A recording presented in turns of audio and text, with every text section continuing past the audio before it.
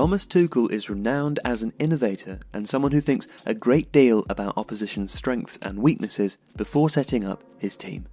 He has thus used a great many formations, predicated on exploiting the weakness of the opposition as much as enhancing his own side's strengths, including a 4-1-4-1, a 4-1-3-2, a fairly standard 4-2-3-1, and even a 3-3-2-2. Tuchel is an advocate of two footballing philosophies: counter-pressing or gegenpressing and positional play. At Mainz, with technically inferior players who were nonetheless fit, strong and capable of launching reasonably accurate long passes, the counter-press was employed relentlessly and to good effect. At Dortmund, with more technically capable players who had pushed the limits of counter-pressing anyway under Jurgen Klopp, Tuchel was able to encourage a more rotational system of passing, encouraging ball retention rather than forcing turnovers purely to counter-press. For this, he used the 4-1-4-1 quite a lot, deploying the intelligent Julian Weigl behind two more attacking central midfielders. These players would work the ball until Dortmund could force an overload in space created out wide and attack at pace there.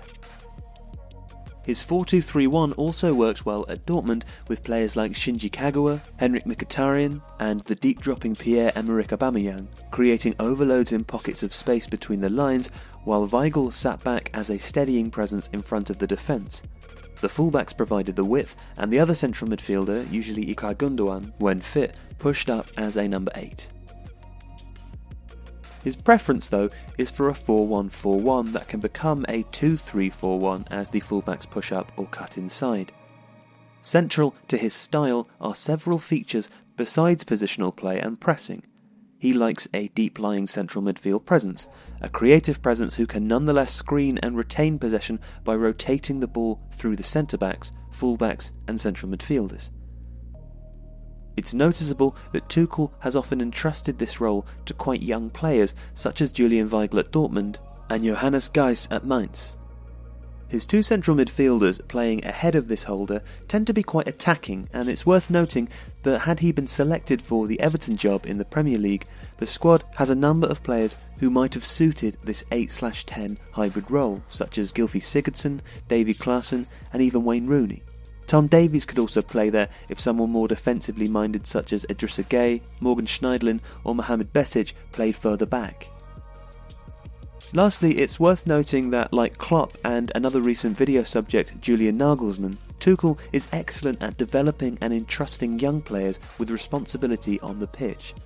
With the likes of Mason Holgate, Dominic Calvert-Lewin, Ademola Lookman and of course Davies in the squad, Tuchel's emphasis on youth could have been a real positive for Everton had they attempted to hire the German manager.